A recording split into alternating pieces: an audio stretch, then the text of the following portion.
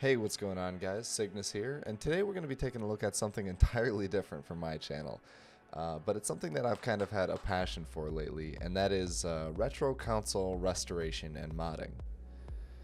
So if you're here for your first time, welcome to the channel. We mostly play WoW here, but if you clicked it because of the thumbnail and the title, it's probably because you also weren't able to get your hands on an Analogue Pocket.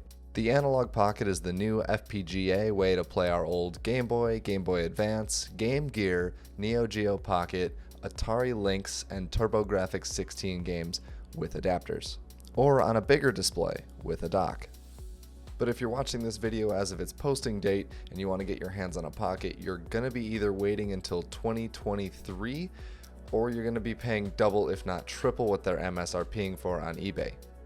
Now, if you're like me and you're unwilling to do either of those things and have been watching video reviews and you're about to pull the trigger because this thing is supposed to be the best thing since sliced bread, let me tell you right now to stop. If you want to play your favorite Game Boy, Game Boy Advance games, there are far cheaper and pretty equivalent alternatives. A quick heads up that I am not an affiliate of this site and I was not given any of this product for free, so all of my opinions are free of outside influence. But today we're going to be taking a look at products from Handheld Legend, a website focused on getting you the most bang for your buck out of any handhold, whether it's a Game Boy Color or a Nintendo Switch. Essentially, what you've been witnessing on the screen for the past minute and a half is a time lapse of me preparing and installing some of the new products I bought. I ended up buying the GBA SP IPS Backlight V2 unbranded for 60 bucks, and that has been installed into an all black shell that I bought for 15 bucks that is quote unquote sure to fit the new IPS screen. What I'm also doing is taking the internals out of this red GBA, which is an AGS 001, and putting them into the new black shell. I'm doing this because the LCD screen on the AGS 001 is terrible, but the shell of the AGS 101 on the far left here is in bad shape. So I'm moving the internals from the 101 to the red 001 shell and putting the 001 internals into the black shell with the hugely upgraded IPS screen. So this mod is pretty nice because it requires absolutely zero soldering unless you want the brightness button on here to work. You have to solder a wire from the button to the little ribbon cable. But you can still adjust the brightness and color palette because of the two touch-sensitive buttons that I attached to the screen earlier. This video was initially going to be an attempt at a tutorial, however I screwed up the process a couple times myself and didn't feel like editing it out because I went into this with zero knowledge of how to tear apart a Game Boy Advance. There's probably other video tutorials on how to do this, and this has basically turned into a PSA about how you can spend less than $100 and have a brand new GBA like the Analogue Pocket. If anyone cares enough, maybe I'll look around for a broken GBA on eBay and do a correct tutorial video.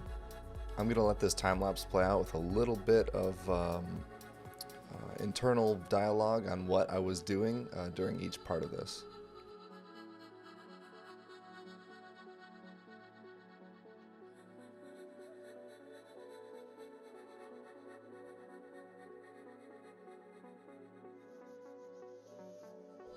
At this point I was just trying to figure out which way the ribbon cable was actually supposed to be facing when it was turned over. I also think I had the wrong screws in here to hold the PCB in place, so I was taking them out and adjusting something.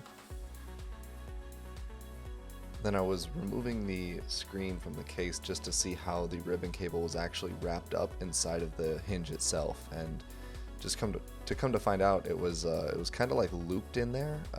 It was pretty interesting. And then this is the part where I realized that I needed extra hinges, or I needed to reuse the hinges from the old Game Boy because the new case or shell didn't come with any.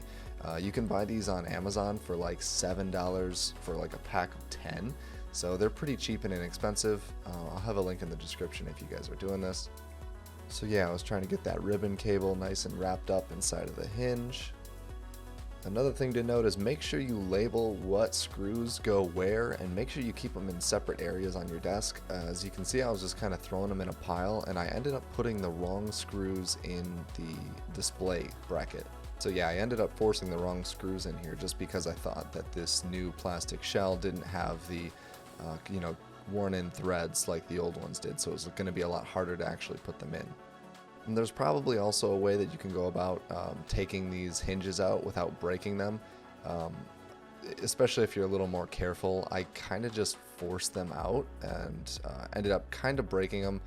That's hence why I ordered new ones. And I also, for some reason, didn't replace the little red plastic pieces on the end of the hinges there. I have replacement parts that was sent with the shell, but I just didn't do it.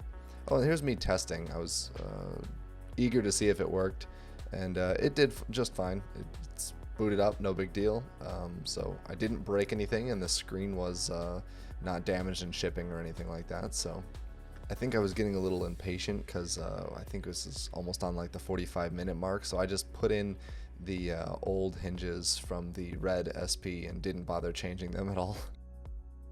This was a case where the screw didn't want to fit into the actual molding correctly, so I did actually have to like drive it in there and out a few times in order to get the screw to actually fit.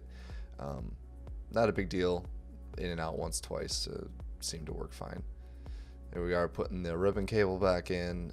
This was a lot more tricky than it probably should have been. Most people have those nice plastic headed tweezers to do stuff like this. I just did it with my fingers. Booting it up again because I was impatient. I forgot to put the speaker in, so I just popped that back in and screwed the PCB back down. As you can see, I had a really hard time getting these screws back in. It was kind of a pain. I'm not even entirely sure if the screws that I was using for the PCB were actually like the right screws or not, but I got it in there and it's in and it's working fine. So I was really cranking those screws down because the motherboard was rattling inside of it, so I was trying to get it to stop. I also realized I had put the hinges in kind of wrong, so it wasn't like opening and closing fully correctly. And I also put the wrong screws into the outer shell case, so there's 5 screws that go into the outer shell here, and I think I put all of them except for 2 in correctly. So yeah, again, make sure you label your screws. I had also purchased a brand new replacement battery. I think this thing is 850 milliamp hour where the stock is 650. Realized that it probably wasn't going to turn on with a completely dead battery, so went and hooked up the USB cable and it was charging perfectly fine. Tossed in the Omega flash cart that I got and decided to play a little bit of Pokemon. Can't forget to put your stickers on. I purposely put the Nintendo sticker on upside down because when you open it, I thought other people should be able to see and read the Nintendo label correctly. And then I reinstalled the new factory sticker on the back here.